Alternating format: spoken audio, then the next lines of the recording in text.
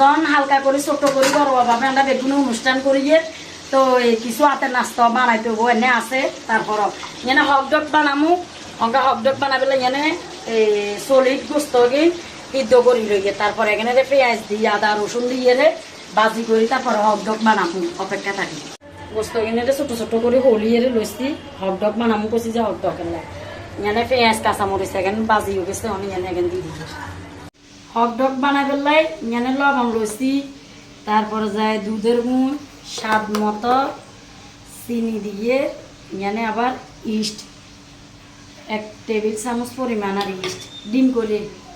আবার এনে যে ডিমও দিয়ে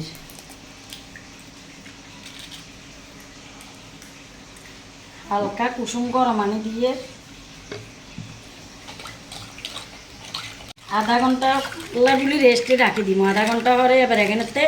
আটা দিয়ে মাখি হেয়ারে আরও আধা ঘন্টা রাখবো তারপরে যাই এবার হকডগ এখানে বানাবো বলে হকডগ আর মতন হকডগিয়া হকডগের কাই এখানে মাখি রেখেছি দেখছেন নি হুলি মাসাল্লাহ কত দূরি মাছ হচ্ছে আর এখানে গোস্ত কিনে বাজি করে দিয়েছি তো হকডগ বানালাম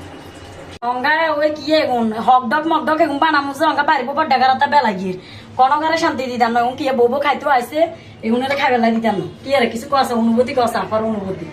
কি কাম করা ইয়ে না বুবা বুবা আর ভাইয়ে বড্ডাগা বুবা বিয়ে করছে বুঝেন নি এনে কথা কনে না আসে এটা গোস্ত বাজি কিনে দিয়ে দিছি অন হকডগ এগুন বানাই লইয়ে মিল্লা কি একেবারে বোনের মতন গেছে কি হুলো হুলছে নাকি গিয়া এগুন কি হুলো হুলছে মাশাল্লাহ।